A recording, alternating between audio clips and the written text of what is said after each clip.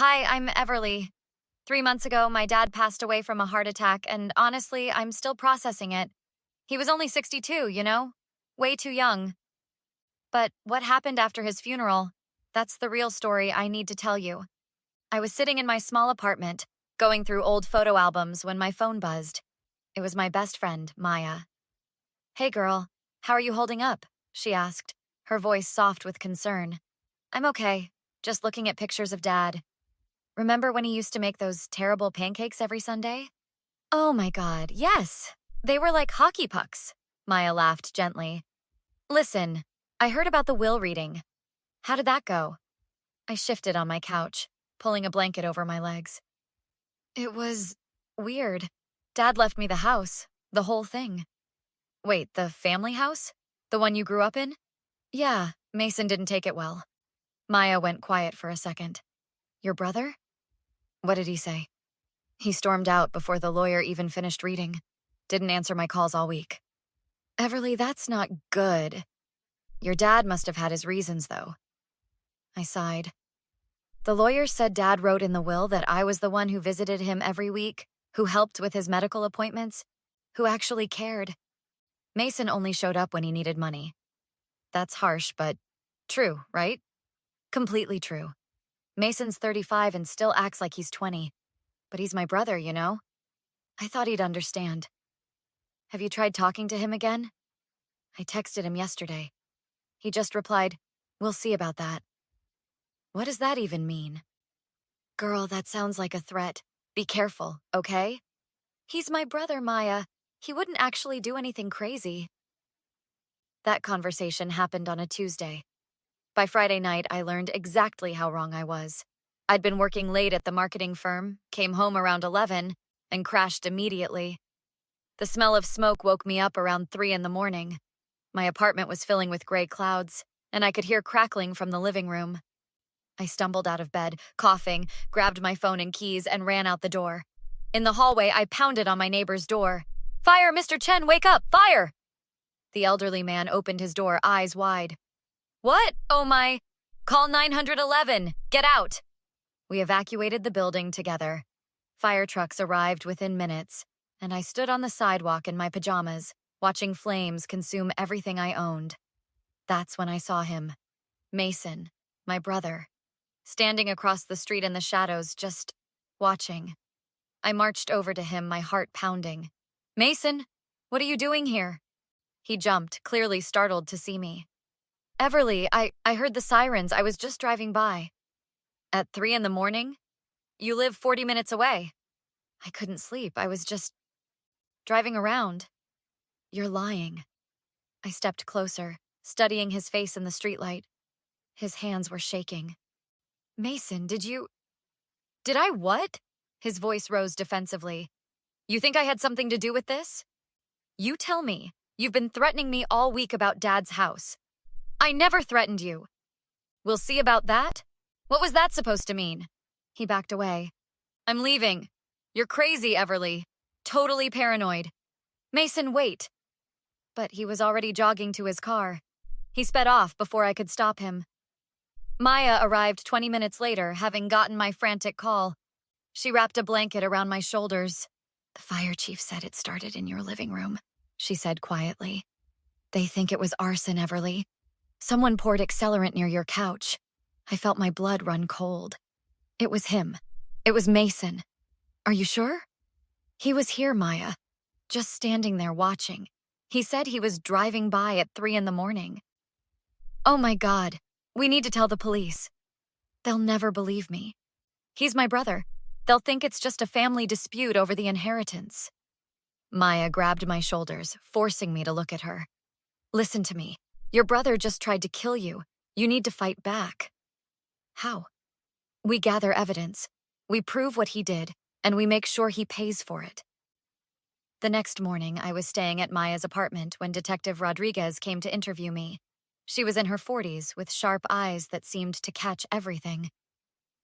"Miss Everly, I understand you have suspicions about your brother," she said, sitting across from me at Maya's kitchen table. "It was him. I know it was." "What makes you so certain?" "He was there, At 3 in the morning, just watching my building burn. He said he was driving by. But detective, he lives in Riverside. That's 40 minutes away. Detective Rodriguez wrote something down. Had he threatened you recently? After our dad's will reading, he sent me a text saying, "We'll see about that." I have it on my phone. That's pretty vague. Could mean anything. Maya jumped in. Detective, you should know that Everly's father left her the family house. The brother got nothing. He's been bitter about it. Bitter enough to commit arson? Rodriguez looked skeptical. That's a serious accusation. My apartment building has security cameras, I said. In the parking lot and by the entrance. We're already pulling that footage. If your brother was there, we'll know. After the detective left, my phone rang. It was my Aunt Sarah, my dad's sister. Everly, honey, I just heard about the fire. Are you okay? I'm fine, Aunt Sarah. I got out. Thank God. Listen, I need to talk to you about something. Mason called me yesterday. My grip tightened on the phone. What did he say? He was ranting about the will, about how unfair it was. He said, and these were his exact words, "She doesn't deserve that house. She's going to regret this." He said I'd regret it? Yes.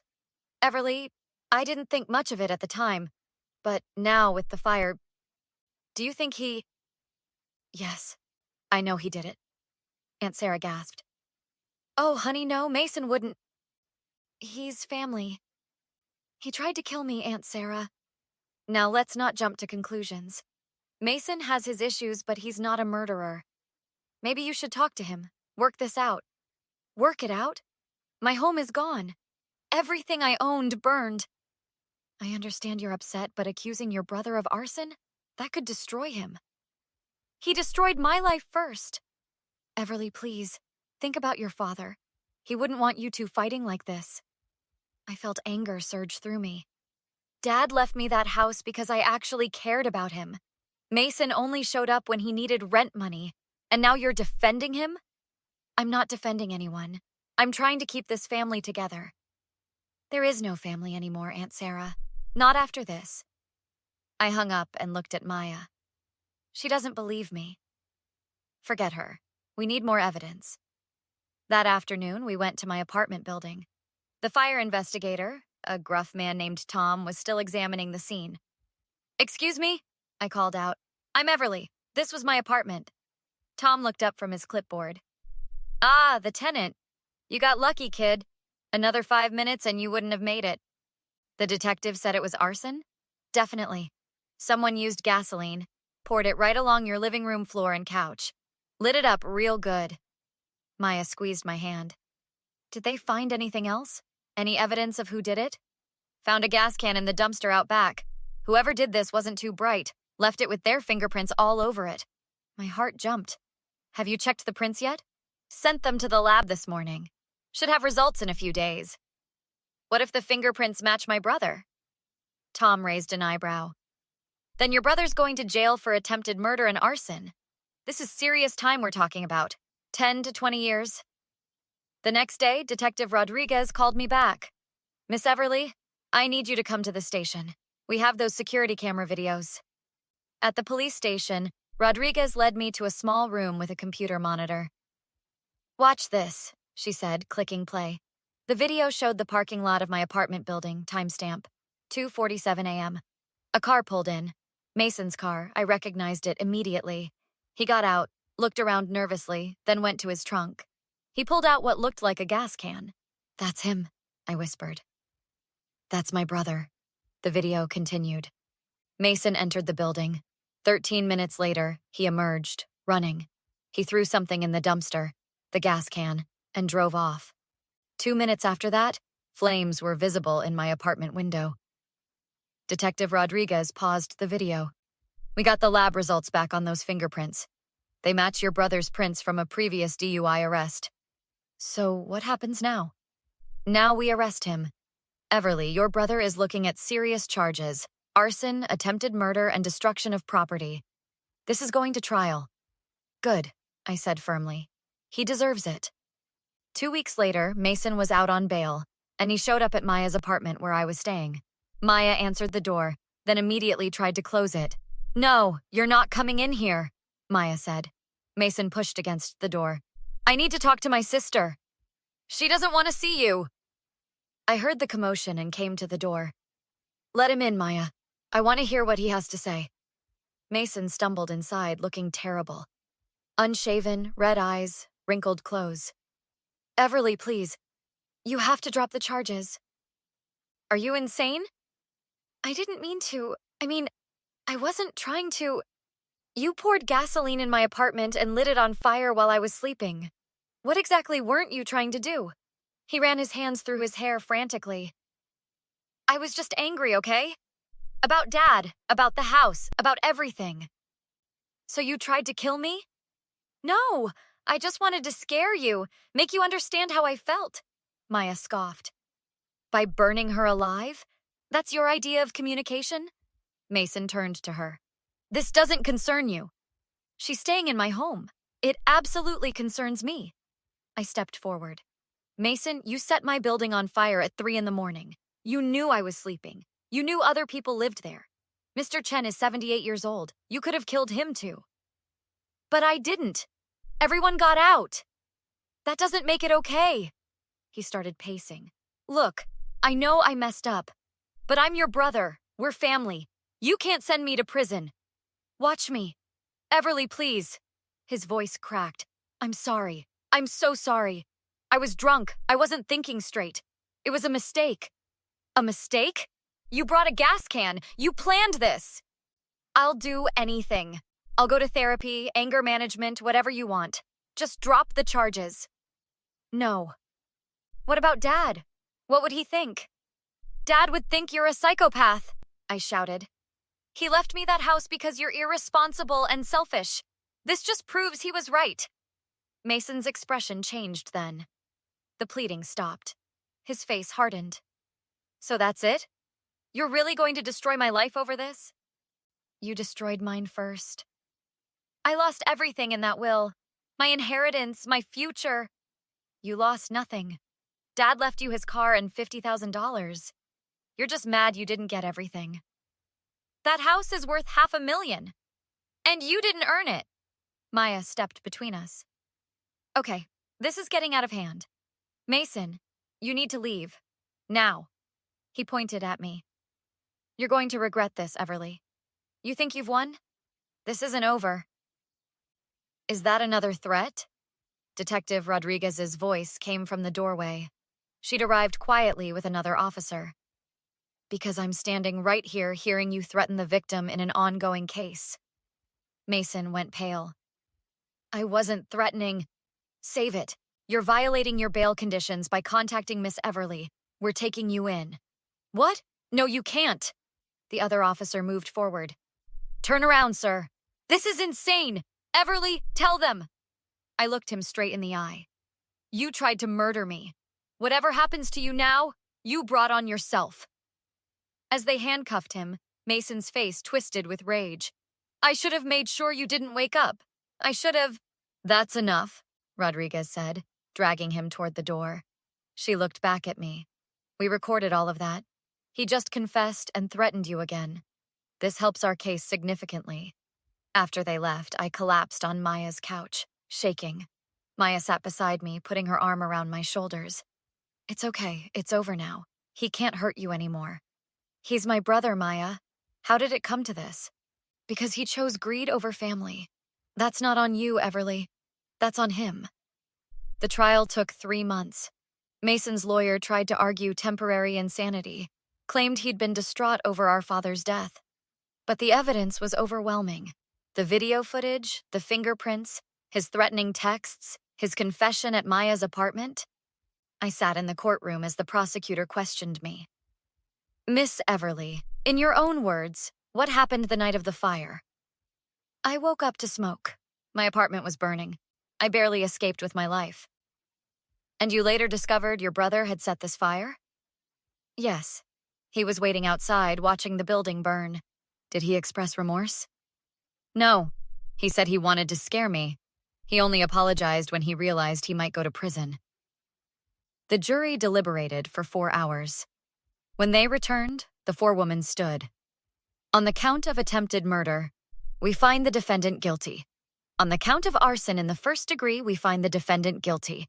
On the count of reckless endangerment, we find the defendant guilty. Mason dropped his head into his hands. Aunt Sarah, sitting behind him, started crying.